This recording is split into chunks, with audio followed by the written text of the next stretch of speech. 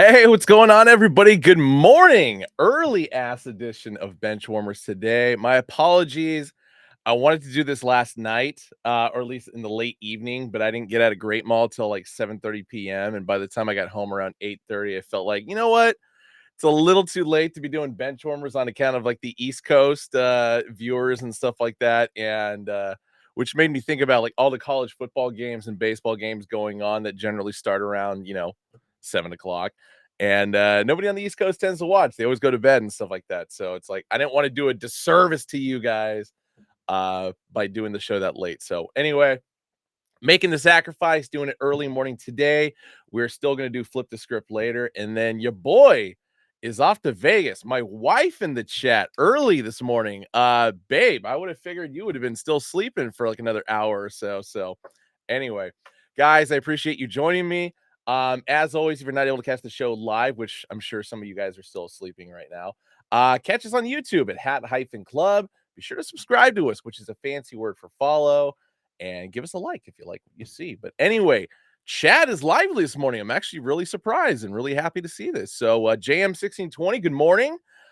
Day's off to an interesting start. So been up since about 7:30, didn't go to bed till like 3.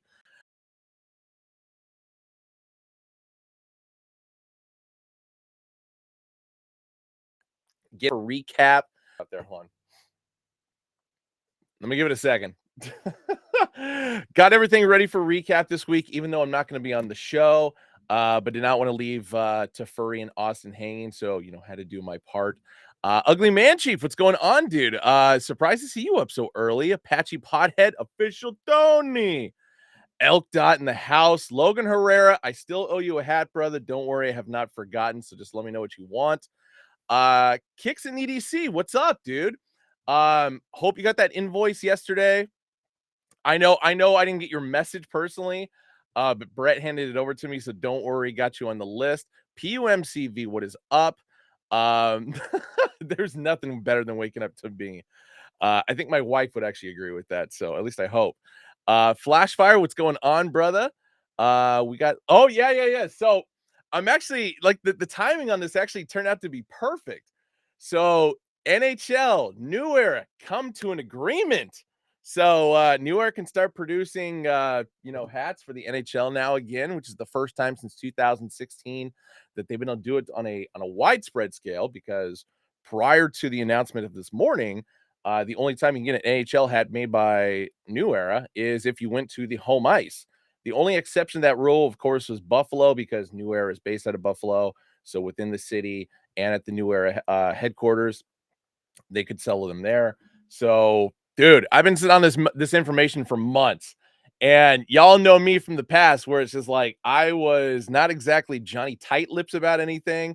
I would kind of blow it, and this was a circumstance where it's just like I do not want to get Hat Club fined in any capacity or in trouble, and so glad I could finally get this one off the chest. And so I know you guys are pretty stoked about this one. I'm incredibly stoked about it. I could start getting Maple Leafs hats made by New Era again.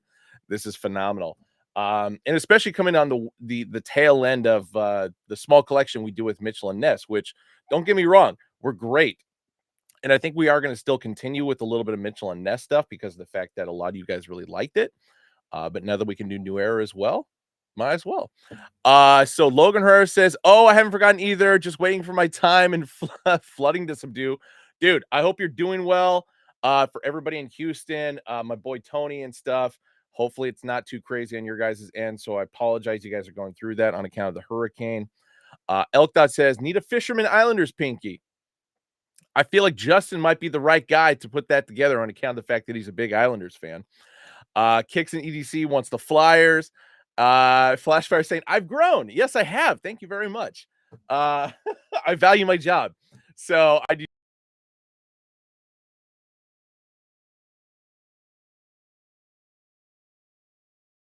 push some buttons before 9 a.m. Awesome. About Team USA happenings, the Baggio. Yes. So as my wife and I talked last night, apparently Team USA is staying at the Bellagio, which is where we're staying. And she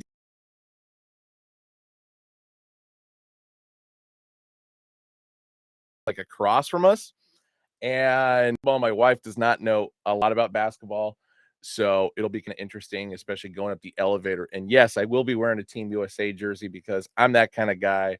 We'll see what kind of a conversation I can start with anybody going up and down the elevator, blah, blah, blah. Anyway, jersey pickups for this week. Me postponing the show a little bit actually allowed for the last two jerseys I was waiting for to come in. So this is kind of exciting stuff, but I am going to start off with this one. I've been keeping an eye on this one for like almost a year. And because of the fact that I've got Marlin who can do jersey lettering, whatever removal, I had to pick this one up and I got it for actually relatively cheap. I think like 30 bucks. This is a blank Boston Celtics jersey. Yes, it has this weird print on the front, but more importantly, it's a very old school Boston Celtics. So this is definitely an early 90s era one. But yes, once we get all this crap removed from the front of it, I have no idea what the hell it is. Um, there is a Dennis Johnson jersey floating around on eBay that a guy's trying to get at least $300 from. So money's going smartly invested in this, since printing and jersey removal is going to run me about 40 bucks.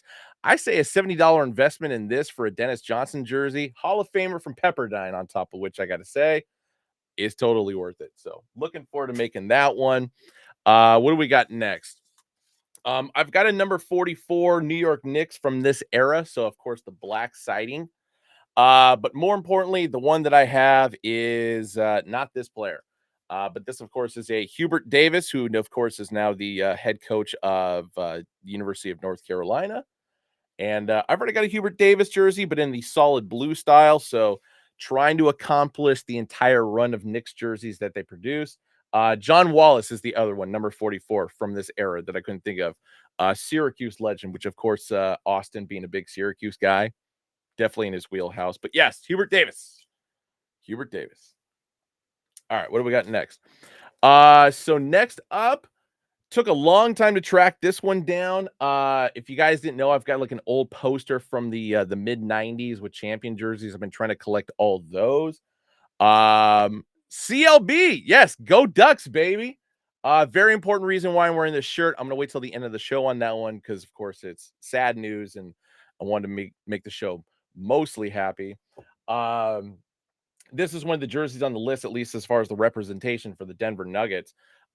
Bit faded, but because I have not seen another one, so hey, Rainy 99 Colors, what's going on, dude? I had to scoop it up, so God, it's all crumbled up and whatever. So anyway, there we go. Number 13. This, of course, is Mark Jackson. So yes, of New York Knicks and Indiana Pacers fame, and also LA Clippers. Played college ball at St. John's, former Golden State Warriors head coach. So Mark Jackson, even though I've already got all his Pacer jerseys, his Knick jersey, whatever, I still need to find the Clippers. The Clippers, and it's him, and like there's a number 24 Pooh Richardson that I've left, and I'll have every single Clippers jersey champion ever made. But this one puts me one step closer to finishing out every single navy blue Denver Nuggets jersey they ever made. I think the only player I've left to get is Reggie Williams, which I've only seen one ever in a size 44, which of course is, oh, hold on. Update. My wife just said, LOL, just got off the elevator and walked right behind LeBron James. There it is. That is phenomenal. Cannot wait to see what's going to happen tonight once I arrive at the hotel. My God. So funny. All right. Last two I've got for you guys. These are the two jerseys that just came in last night. Both of them are going to be Chicago Bulls. Both of them have actually got like actually at a relatively cheap price. I think combined was about 220 bucks, which not too shabby. But first one is going to be the red 00, the Chief. Robert Parrish. Robert Parrish, I, of course, already have for the Boston Celtics, but since they did make a Chicago Bulls as well, had to scoop this one up. So very happy to add this one. I got to give a shout out to the shop that sold it to me because they asked me to. They actually knew who I was, so that's kind of thrilling to think. But anyway, and then this one just came from my buddy in New York. He and I have kind of like sold each other jerseys over the years. Anytime we find some rare ones. But yeah, this one I missed out on previously about 2 years ago. So getting another opportunity at this one was pretty exciting. But a Black Bulls, number 34. That's right, Bill Wennington. Ah, so my wife and I have a trip to Chicago that we're doing at the end of August to see Pearl Jam. So nice to see. I've got two additional Bulls jerseys to add to the arsenal. Rainy Night on the Color says endless basketball hooks indeed. And my wife says shared the elevator down with someone with a USA Warriors bag tag. Gonna try and figure out who that was. Ben, I need you. Yes, because Lord knows I would probably know exactly who that is. Rain Nine in Color suggests that it's probably Steve Kerr, which is a possibility. I think he's on the coaching staff. Um, Dalen Terry. There we go. Oh, Elkdot says his brother was named after the song Jeremy. Awesome, but kind of creepy at the same time. It's not exactly an uplifting song, especially based on a true story. Rating 9 on the Colors throws in Judd Bushler. Champion never made a Judd Bushler jersey, oddly enough. I might have to just get one made. You never know.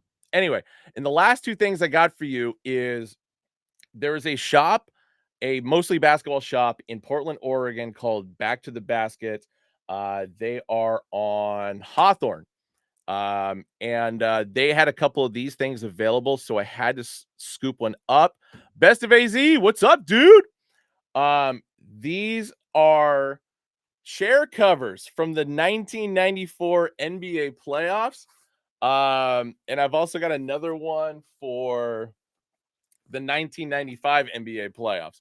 The only thing I don't have is the chair to put them on because I'm need some like, not necessarily old school metal folding chairs or anything like that, but they had a bunch of these for a bunch of different years. And so I don't know if you saw that flash fire, but it's like I hit them up immediately and it's like, dude, I need those. Oddly enough, they have like an old school, not really old school because it was like padded and everything like that. Portland Trailblazers like metal folding chair, typically one that you would see courtside. So I held off on it for now. I don't know if anybody else scooped it up, but that is something I definitely have my eye on. It was the whole shipping thing that I knew was going to cost me a fortune. So it's like, nah, I'm not going to do it. But the next time I come to Portland, hopefully I drive, then I can pack it in the car on the way home. And so anyway, Rainy 99 Color says, Ben, yesterday I got an autograph pic of MJ and Kobe. Dude, that's a hell of a find right there. Nice. Nice. I like that. '03 All-Star game. Even better. Even better. Awesome. All right. So, of course, on the heels of NHL New Era merger, got to start off with everything sports related, and I got to run through these quick because I got a meeting at 9. So, anyway, the Florida Panthers. This also goes to show like the last time I was actually able to do Benchwarmers of like the timing on this. But anyway, the Florida Panthers are your 2024 Stanley Cup champions.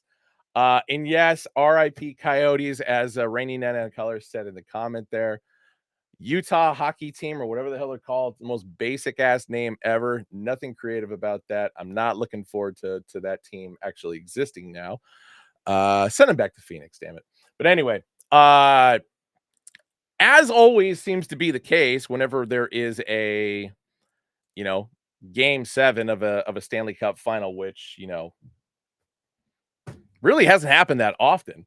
Always a low scoring affair, which definitely was the case in this game. 2-1, of course, was the final score. The last goal, of course, being scored by the Florida Panthers in the second period. Everybody was completely shut out in the third, but still pretty damn exciting game. I'm glad I tuned in for it. I always try to pick up with the NBA finals and the Stanley Cup finals as much as I possibly can. And especially with the personal investment in this one of Canada, possibly, or the Edmonton Oilers more specifically, possibly being the first Canadian team to win a Stanley Cup since the 1993 Montreal Canadiens. Of course, the same time that Gary Bettman took over as commissioner of the NHL. So it's all been USA, USA, USA ever since. But yeah, Florida Panthers were able to stave off the 0-3 deficit comeback by the Edmonton Oilers, which is kind of unfortunate. Would have really liked to see the Oilers win that, even though in my lifetime, I have seen the Oilers win 2 Stanley Cup champions. The only one I really remember was 1990. So, of course, the first without Wayne Gretzky, which if you ask any Oilers fan, they will say it was the best one they ever had because they did it without Wayne. Best of AZ says, "Dude's trying to remove the Roadrunners to Reno now. I don't like that. I don't like that at all." Logan Herrera says, "Damn, we're going back to back. I've lived 2 sports lives since that happened." I know you have, dude. It's been rough. And Flashheart says, "I know logos and branding takes a bit of time, but how embarrassing is it to not even have that for the team in Utah?" Yes. No, exactly. So I've only been to one Florida Panthers game ever. My wife took me in 2013 when I had first moved to Florida, while she was finishing up medical school, and, by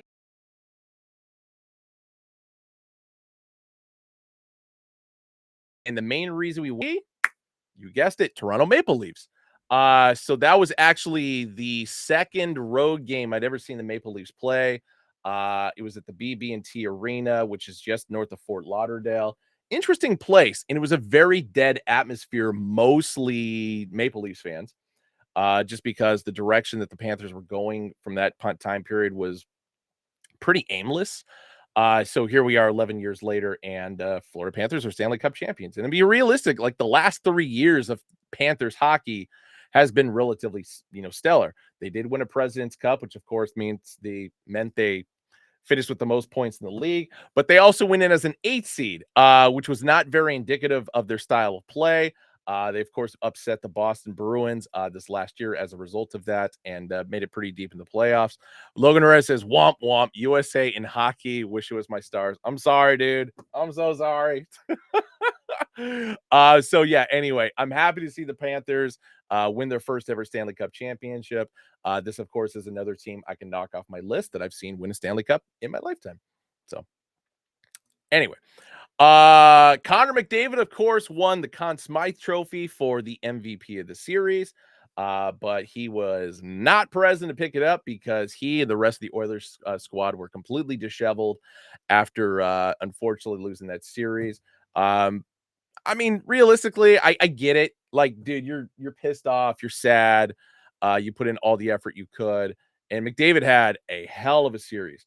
And a lot of people were talking shit about him just because the fact that he hadn't really shown up in the first 2 games. But I mean, the game 3 on, he was lights out. So hats off to him in that regard. Bummer, yeah, the Oilers going to get it done, but I get it. I mean, I get not showing up, and especially when the rest of the home stadium is cheering for the Panthers and stuff, and it's just like kind of a weird environment to be in to collect a trophy that yeah you deserved and you earned, but at the same time, it's not one of those things you want to celebrate in front of the winning team. So anyway, I respect that.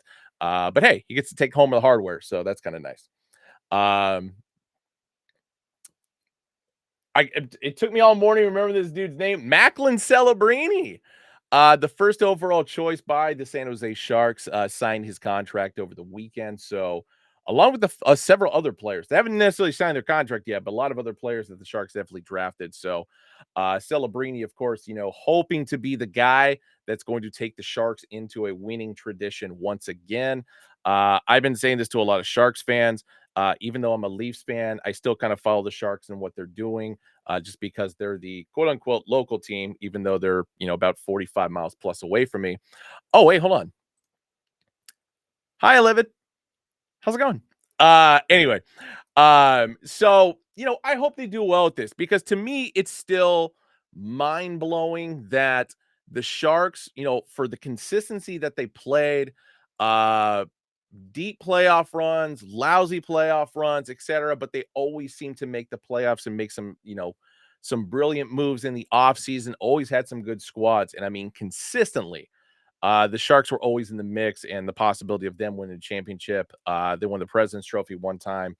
And after 2016, when they lost the Penguins in the Stanley Cup Finals, just the trajectory that the team took from that point of just not doing anything just kind of blew my mind. Trade away all their stars, let a lot of their stars go to free agency, which kind of makes sense because I mean we're talking about like aging veterans. Then there was the Evander Kane fiasco for a bit, traded him away, etc. And so hopefully Celebrini is going to be the first of a lot of really solid moves for the Sharks going forward. Because when the Sharks are successful, the Bay Area is happy. So I definitely want to see that for all my friends who are season ticket holders and such.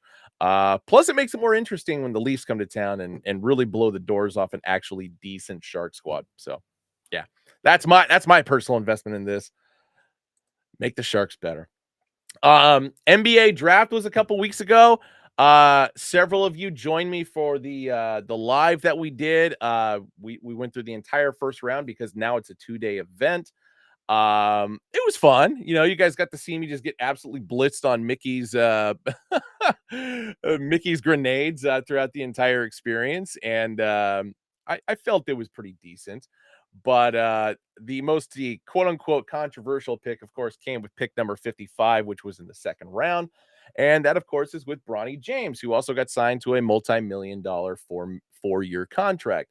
And there's a couple things I got to say about this because the fact that after the England game on Saturday, my buddy Ants and I went to Chase Center because we got to watch, the kids play Kings versus Lakers. Then, of course, a little bit later was the Warriors and Heat.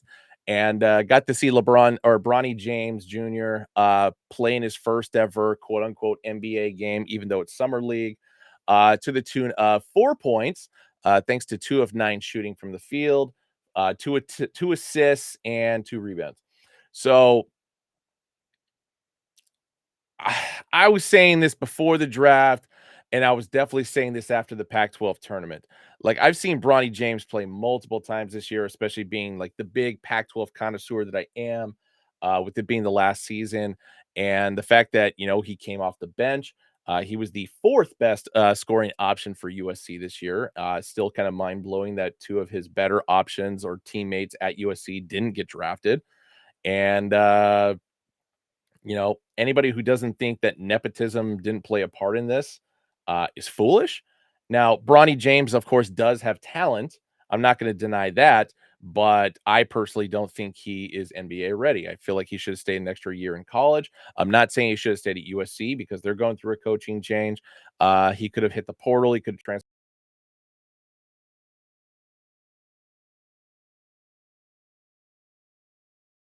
Feel like Bronny James is NBA ready, and from what I see, NBA ready. So he's got a lot of summer to work it out. I, of course, going to be back in Vegas next week. So if any of you guys are going to be in Vegas for NBA Summer League, I will be there for the final weekend because I still have work to do. So don't want to take too much time off.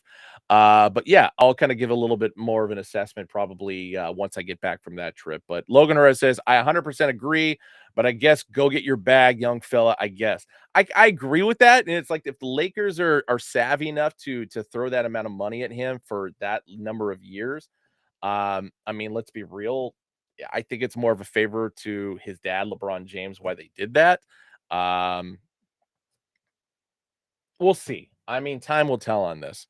I personally just don't think, LeBron or Bronny James is gonna be, a rookie of the year candidate in any capacity. I don't feel like he's also gonna be an integral part of a Lakers championship. Because let's be real, the Lakers are not even gonna sniff the championship within the next 4 years. So I'm happy about that at least. Moving on to MLS. Here's your look at the standings. Cincinnati on top in the East, followed by Inter Milan, Columbus, New York Red Bulls. Inter Milan slipping a little bit just on account of the fact that Lionel Messi, of course, is a little bit busy with Copa America with Argentina. So that kind of makes sense. New York Red Bulls, New York City, or NYFC sitting at 4 and 5, followed by Charlotte, Orlando City, and Nashville. Some big namers just dead bottom. I mean, especially like Philadelphia, who was in the MLS Cup final a couple years ago, just sitting there in the cellar, which is extremely sad to see. Over in the West, LAFC up top, followed by Real Salt Lake, LA Galaxy. There is a Galaxy fan in the chat, I see. Colorado, Portland. What did I say? When we started talking about MLS, I said Portland was sitting at like the 9th or the 10th spot, and then they're going to go on like some weird winning streak, which they obviously did to put them up to the 5th spot. Um, and Seattle also getting some wins in there. So the Pacific Northwest crammed there. Portland, Vancouver, Seattle, of course, in the 5, 6, and 7. Houston Dynamo in the 8th spot. San Jose Earthquakes, dead last. No surprise there. We've been saying this for years. Much in the same way I've been throwing my angst out in regard to John Fisher and the Oakland A's situation. The man is not doing a damn thing about the San Jose Earthquakes. Sell the fucking team, dude. This goes for the A's. This goes for the Earthquakes. This goes for anything you're involved sports in. You are a travesty to anything involving with sports. You are a blight to any fan base, and we want you gone. I'm not an Earthquakes fan by any stretch, but it's like I feel bad for them just because of the fact that he and Dave Caval fleeced everybody. They got the new stadium that they wanted years ago, and much in the same sense of what they're trying to do with the Oakland A's, saying, "Oh, once we get a new stadium, yeah, we'll start investing money in this in this team." Didn't fucking happen. That's why you're dead last. That's why you haven't made the playoffs.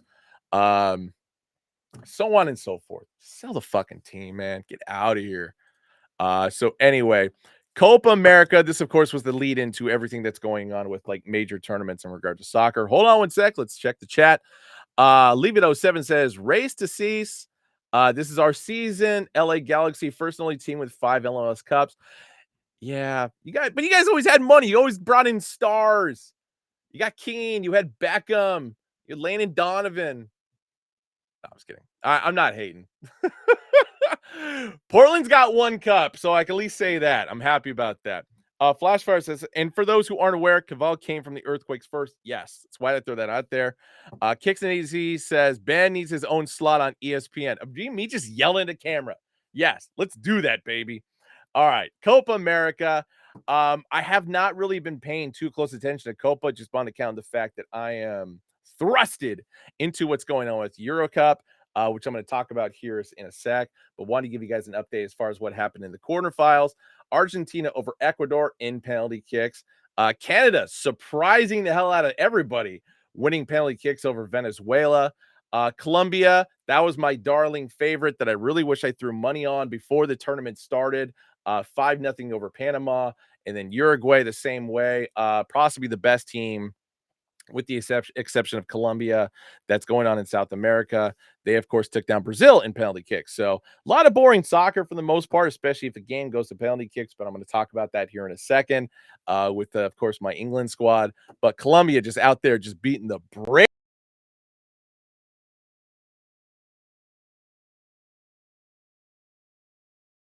I said Colombia was going to win this from the start. I was able to put some money on Colombia for this next game, which of course is going to be on Wednesday. I'm probably going to throw a little bit more money for them to beat Uruguay. But here's the semifinals. Argentina versus Canada. Should be an easy win for Argentina just because of the fact that they played each other in group stage. Argentina won 2-0. So I don't realistically see Canada winning this match, even though they're going minus 885 right now. Or sorry, plus 885 on the money line. It's tempting. It's tempting, but I don't think I'm going to do it. And of course, Colombia is an edge favorite over Uruguay. So we'll see what happens with that. Today is going to be the Argentina Canada game. Colombia Uruguay, of course, is going to be tomorrow. And then, yes, what I have been paying attention to Euro Cup. France versus Portugal. France, of course, winning 5-3 on penalty kicks. I only caught the tail end of this game because I don't really care about either of these squads. It's whatever. I'm just gonna breeze through this one, of course. The Spain-Germany game was phenomenal, though. I was actually kind of hoping Germany would pull it off just because I like Tony Klose. Really like to see him, at least get to the semifinals. I'm not a huge fan of Spain. And this is also for the trajectory of how I wanted England to kind of finish out. But Spain, of course, is the best team in the tournament. So no real surprise that they won 2-1 with a very, very late goal in the second bout of extra time. And yeah, so here we go. This was the first goal, of course, scored by Spain. Just an absolute rocket from just barely inside the penalty area.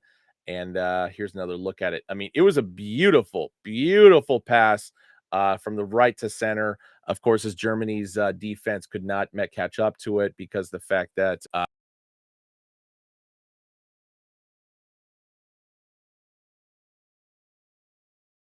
51st minute, just breezed from just snapped it through into the left side of the goal.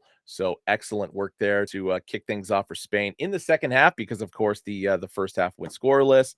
Then, of course, we had Wirtz in the closing seconds, and I mean closing seconds of regulation.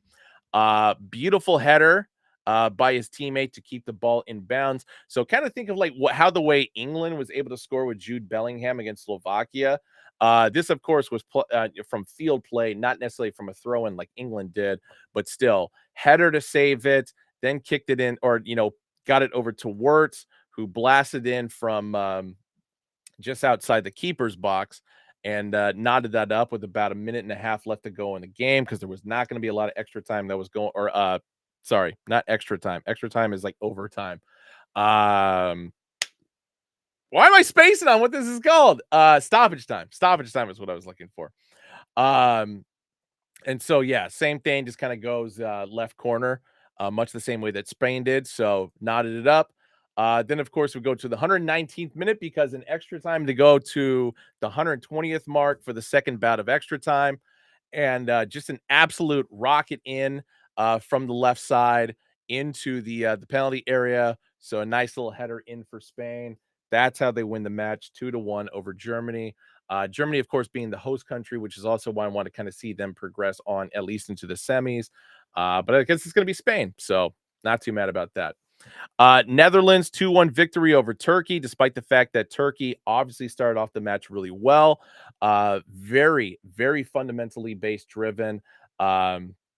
Which is how Turkey scored in the 35th minute. But Netherlands a little bit too strong. Scored in the 70th minute with De Veer, and then own goal, unfortunately, from Turkey to allow Netherlands go up 2-1. I did not watch this match because I was headed over to Chase Center at this point.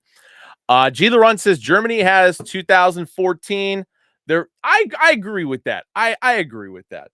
Not to mention all the old days with Beckenbauer and Gerd Muller in West Germany when they won in the 1970s and 1980s and 1990.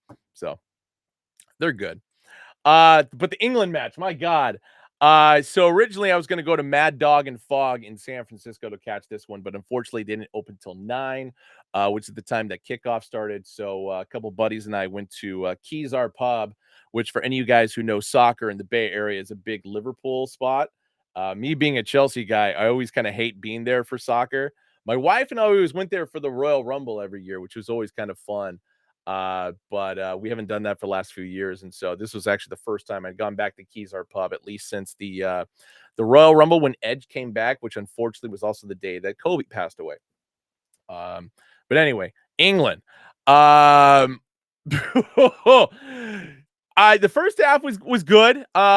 Very, very savvy defensively, and fundamentally based for both squads. I would actually argue that this was the best that England had looked the entire tournament.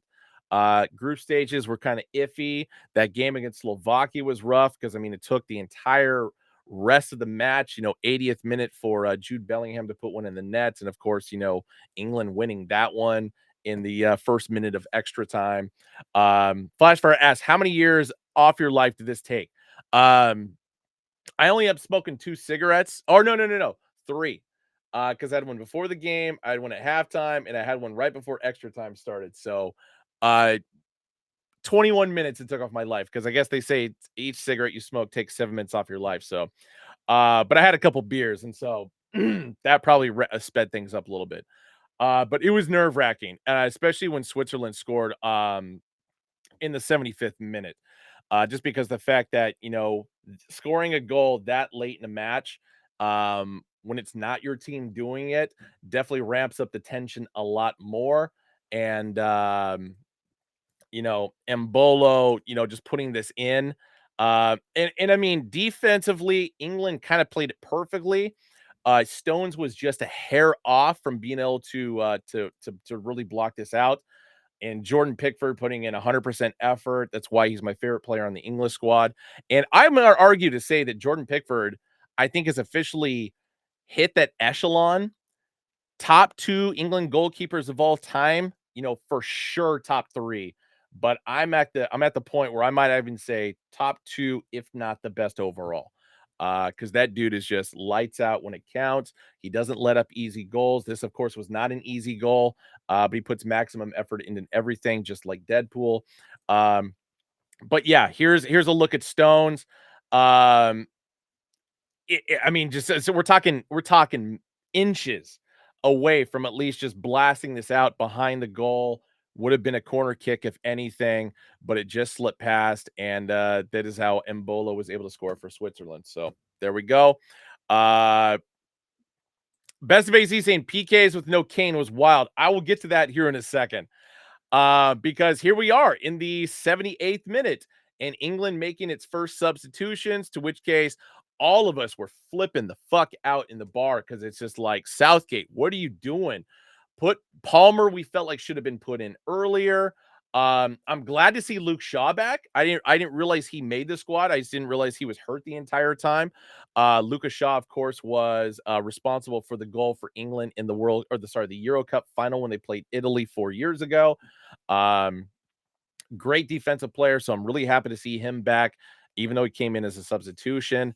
And then Eze, so another midfielder for England who came in, and of course within this time frame, um, they made some necessary subs, but it just seemed like a little too little, a little too late. And what's even funnier is when they brought Cole Palmer in, a lot of us were kind of questioning why is Bukayo Saka still in the game? Because usually Cole Palmer is taking over for Saka, but they want to do a Palmer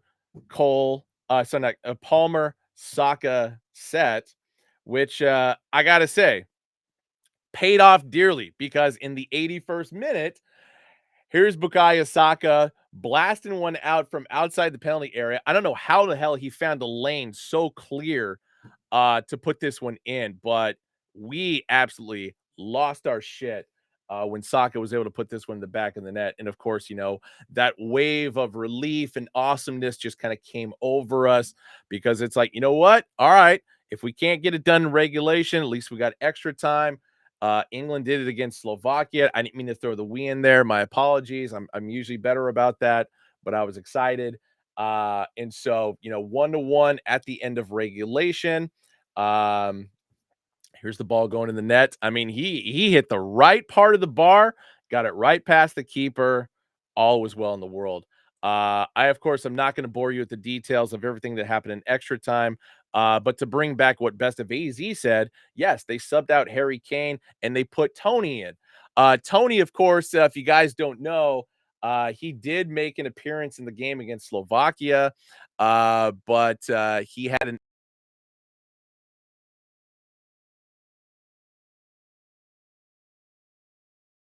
squad in the first place. Smart move there based on what happened in penalties. And I forgot to get a screenshot of that, but I'll talk about it here in a sec. G. Laurent saying, my boy Luke Shaw, glory, glory. Of course you would. God damn it. Big Show in the chat. What's up, brother? Says crazy to me that England never won a Euro. Dude, the fact that they've only won one World Cup, and that was back in '66, is still kind of mind blowing based on the level of talent they had, or have had over the years. But of course, the big moment and why I till the day I die will say Jordan Pickford is for sure a top two goalkeeper in England history. Every penalty kick shootout he's ever done, he makes at least one block. And this, of course, was the one. Cole Palmer, of course, ice water in the veins, put the ball in the back of the net. I'm so glad England had the opportunity to shoot first because the fact that they usually shoot second by happenstance. And so for them to take the lead on this and go first is always a bit of a tension breaker. But of course, when Jordan Pickford is making blocks like this, it becomes even better because you have that 1-0 lead throughout the rest. All you got to do is just put the rest in the back of the net and hope that Pickford can block the rest. But that's how it ended. England was able to put away all their goals. Uh, Switzerland missed this first one, and that's all she wrote. So the one thing I want to say about Tony, because it was going around, when Tony took his penalty kick, which of course was the fourth penalty kick that was taken, he did it while staring down Switzerland's goalkeeper the entire time, like not even looking at the ball, which is absolutely insane to think about, let alone talk about. But the fact that he was able to successfully put the ball in the net, it's like, okay, we'll let this one slide. But for the love of God, don't ever fucking do that shit again. Which is literally a word for word by Lou Brown in the movie Major League. Um, when talking about Willie Mays Hayes making that one catch in the very first game that they played. And yes, don't ever do that fucking shit again. Oh my God, that was Tony in a nutshell after that PK. I could not believe that. But the memes that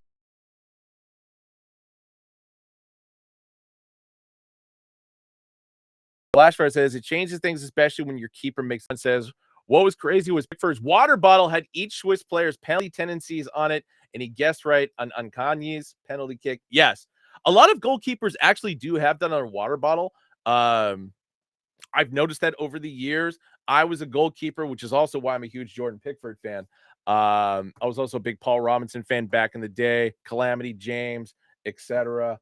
Paul Robinson gave me way more fucking nightmares than any goalkeeper ever should have. Peter Shilton, of course, David Seaman, which case most people would say Shilton, Seaman are the 1-2, Pickford maybe in the 3 spot. But anyway, um, a lot of goalkeepers do that. It's smart strategy. I mean, especially because the fact that you're so focused throughout the entirety of the game. So when you actually come to a PK spot, it's just like, hey, at least you got that Cliff's Notes ready and available, in between sets. But really more of a question if Switzerland's goalkeeper saw that and maybe gave a high sign to the rest of his players, kind of going the rest of the way through. Hey, switch up your style based on the way that you usually go. And that's why, beyond the first penalty kick taker for Switzerland, why at least they were able to put the other balls past him. So I don't know. Flashfire says, whatever gives you a better chance, scouting matters. 100%. 100%. So here we got for today and tomorrow, of course, Spain and France today at noon, England, Netherlands tomorrow. So I will definitely be in Vegas watching that. Just need to find a good bar to watch the game at. So I'll be packing my lucky scarf and in my jerseys and stuff for that one tomorrow. So looking forward to it. Um, this is what I'm not looking forward to. If you guys didn't see it, the ref that they picked for this fucking match between England and Netherlands, Felix Weyer, who had previously been convicted of match fixing and banned for 6 months in 2005 after taking a €300 bribe from another official as the referee for England versus Netherlands on Wednesday. So, and of course, Jude Bellingham got a €40,000 fine for publicly questioning Weyer's integrity in a post-match interview after Borussia Dortmund lost 3-2 to Bayern Munich back in 2021. So, yeah, all the drama in the world piling up against England right now. And yes, best of AZ, 100% correct. Sounds like the Euro version of Scott Foster. If not that, oh my God, what is his name? Coach in the Lakers. Donaghy,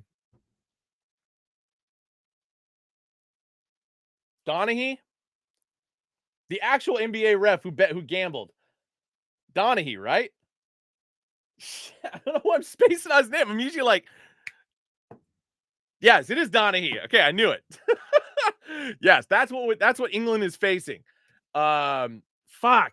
I'm not looking forward to this at all. I'm terrified about how this is going to end up. And so, Tim Donaghy, thank you guys. Um, yeah, so Lord knows I'm going to be on pins and needles tomorrow with everything. Just kind of go over on this one. So, blah.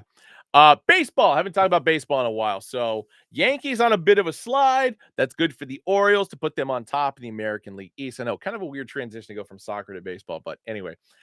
Red Sox on a bit of a heater as well, moving up to third place in the AL East. Blue Jays just fallen and fallen and fallen. Rays down at the bottom as well. So, go Orioles, I guess. Over in the Central, Guardians still on top. Twins are still behind by 6 games. Royals in the third spot, Tigers and White Sox. Literally the exact way I have it on the board, except I've got the Twins and the Guardians, of course, flipped around. Plenty of time for that. Mariners, what are you guys doing? You had a 10-game lead at one point. Now it's down to 2. Astros on a little bit of a heater right now, but hey, the Mariners still got the lead, at least in the AL West. Thank God. Yep, there it is. Logan Herrera.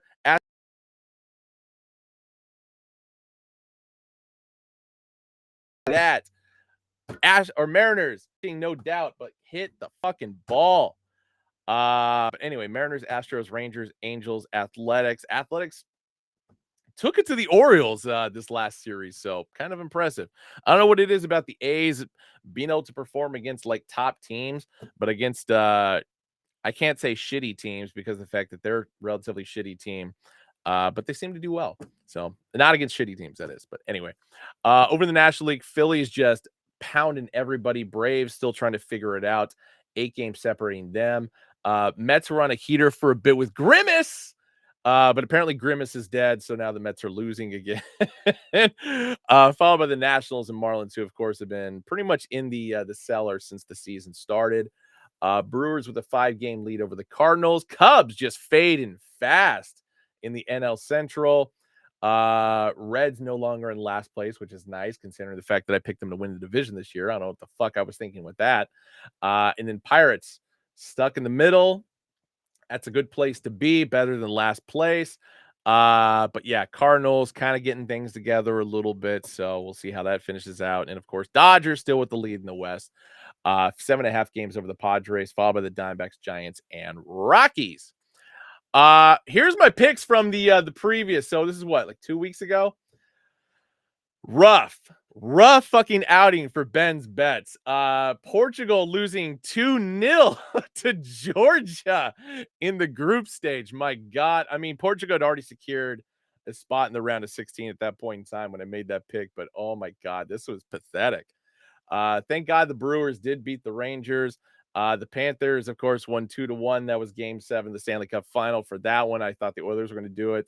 And then New York Red Bulls, DC United actually ended in a draw. Um, rough, just rough for me. So hopefully this week is better considering the bets that I'm throwing together, throwing money on England in some capacity. I shouldn't do it, but I'm going to. My lock of the week, of course, is today's game, Argentina versus Canada in Copa America, just on account of the fact that Argentina, as I said, beat Canada in group stage 2-0. I don't see any reason why they're not going to do it again. Orioles versus the Cubs, that is going to be today's game because the reason why I said 7-9 is because I was originally going to do the show yesterday.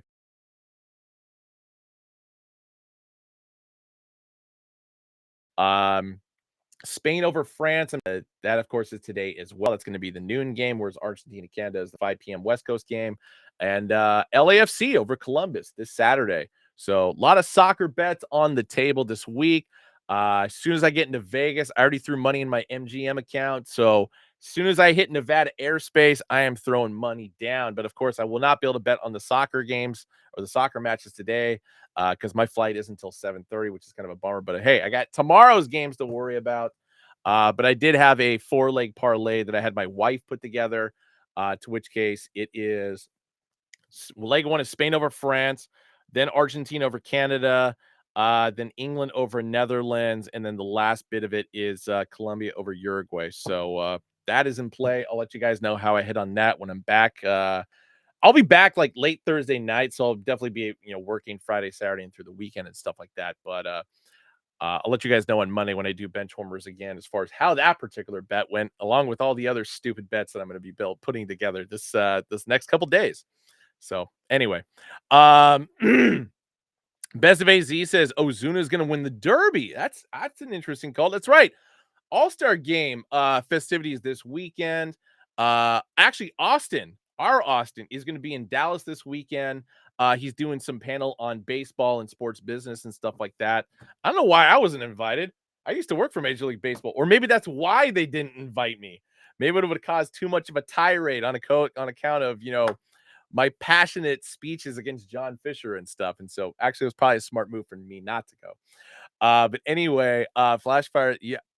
God, I'm not gonna respond to that one. Bezvay says, I'll put them in for you, Ben, here in AZ. Appreciate that. Logan Rose says, nice and tight, 51 minutes. Love to see it. Yes, I got a meeting that starts up in 9 minutes that I lead. So gonna have a little bit of a buffer, get some water, maybe have a snack. Most people call it breakfast. Gonna do that. But the reason I wanted to end the show and I'm wearing the Oregon shirt is RIP to Kyrie Jackson. He was the Minnesota Vikings draft pick, 4th rounder, if I'm not mistaken. cornerback from the University of Oregon, who passed away over the weekend due to a drunk driving accident, not caused by him, caused by somebody else. He was struck and killed, unfortunately. Absolutely loved him at Oregon. He had an interception in the Pac-12 championship game, which of course Oregon unfortunately lost. Um, really, really insightful kid. Always gave great interviews. Always seemed to give a helping hand when he could. Yes, R.I.P. AJ Layton as well. Man, completely spaced on that. Thank you. Just a rough week. I mean, it's been a rough last couple months on account of I mean, not to say it's anything, not just only sports figures. I mean, there's other people passing away and stuff like that, which is extremely tragic and whatever. But I mean, it's just odd that so many sports figures have passed away in the last couple months. Granted, a lot of them was due to old age. I mean, we had Bill Walton was prostate cancer, unfortunately. Jerry West was age. Willie Mays age.